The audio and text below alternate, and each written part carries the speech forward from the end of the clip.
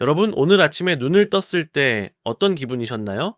단순히 졸리다는 감각을 넘어 세상으로부터 로그아웃하고 싶다거나 오늘 하루를 견뎌낼 에너지가 아예 바닥난 것 같다는 느낌을 받진 않으셨나요?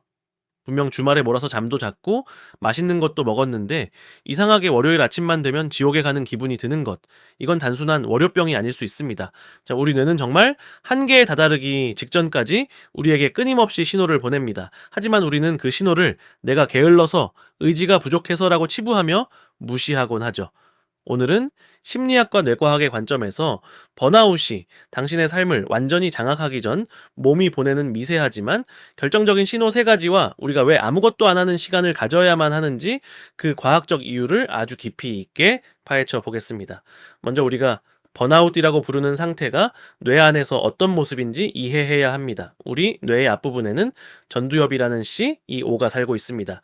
이 씨, 이 오는 감정을 조절하고 계획을 세우고 집중력을 유지하는 아주 중요한 역할을 하죠.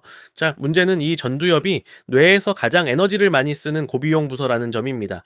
우리가 스트레스 상황에 지속적으로 노출되면 뇌는 생존을 위해 스트레스 호르몬인 코르티솔을 대량으로 방출합니다.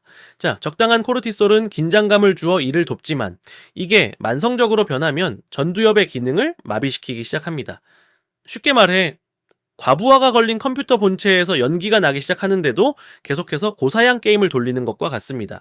결국 뇌는 자신을 보호하기 위해 강제로 퓨즈를 내려버리는데 그 상태가 바로 우리가 느끼는 무기력증, 즉 번아웃입니다. 그렇다면 퓨즈가 완전히 내려가기 전 우리 뇌는 어떤 경고등을 켤까요?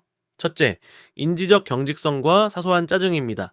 평소라면 그럴 수도 있지 하고 넘겼던 동료의 실수나 1분에서 2분 늦게 도착하는 버스에 갑자기 피가 거꾸로 솟는 듯한 분노를 느낀 적이 있나요? 이는 전두엽의 감정 억제 기능이 고장났다는 신호입니다. 이제 뇌가 너무 지쳐서 유연하게 상황을 판단할 여유가 사라지고 오로지 본능적인 분노를 담당하는 편도체가 주도권을 잡게 된 것이죠. 둘째, 결정 피로의 극대화입니다. 퇴근 후 저녁 뭐 먹을까? 라는 간단한 질문에 눈물이 날 것 같거나 짜증이 확 치민다면 위험합니다. 자, 우리 뇌는 하루에 수만 번의 선택을 합니다. 번아웃 직전에는 이 선택 시스템이 마비됩니다. 넷플릭스를 켜놓고 1시간 동안 고르기만 하다가 결국 아무것도 못 보고 꺼버리는 행동, 이게 바로 뇌의 에너지가 고갈되었다는 강력한 증거입니다.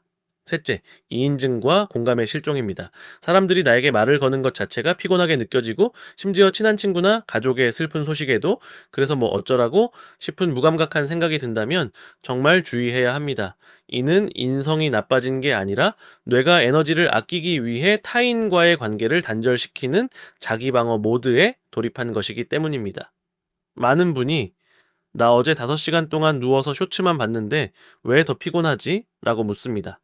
여기서 우리는 수동적 소비와 능동적 휴식을 구분해야 합니다. 스마트폰을 볼 때 우리 뇌는 끊임없이 시각 정보를 처리하고 도파민을 분출합니다. 뇌 입장에서는 쉰 게 아니라 계속해서 정보 사냥을 한 셈이죠. 뇌가 진짜로 회복되려면 디폴트 모드 DMN가 활성화되어야 합니다.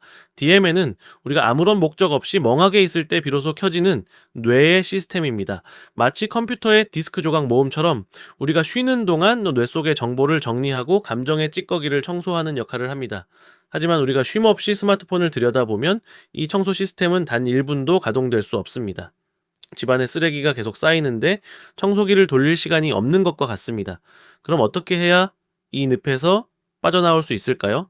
거창한 방법이 아닌 오늘 당장 실천할 수 있는 뇌 구조대 프로토콜 3단계를 제안 드립니다. 첫 번째로 침실만큼은 스마트폰 금지 구역으로 선포해 보세요.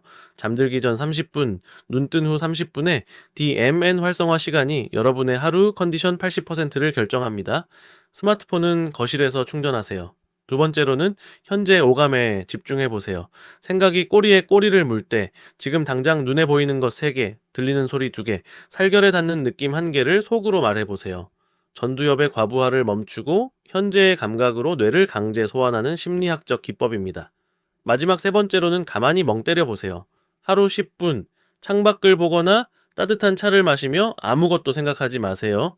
그 시간 동안 여러분의 뇌는 열심히 여러분의 마음을 청소하고 있습니다.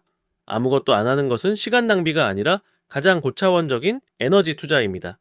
여러분, 열심히 사는 것은 훌륭한 일입니다. 하지만 여러분의 엔진이 타버리는 줄도 모르고 속도를 높이는 것은 열정이 아니라 학대일 수 있습니다. 만약 오늘 제가 말씀드린 신호들이 느껴진다면 잠시 멈춰서서 스스로에게 물어봐 주세요. 내가 너무 오랫동안 내 뇌의 신호를 무시하진 않았나? 여러분의 가치는 여러분이 얼마나 성과를 냈느냐가 아니라 건강하게 존재하는 그 자체에 있습니다. 오늘은 조금 덜 완벽해도 괜찮습니다. 조금 더 게을러져도 좋습니다. 그것이 여러분을 번아웃으로부터 구원할 가장 빠른 지름길이니까요. 오늘 이야기가 여러분의 지친 마음에 여유를 주었길 바랍니다.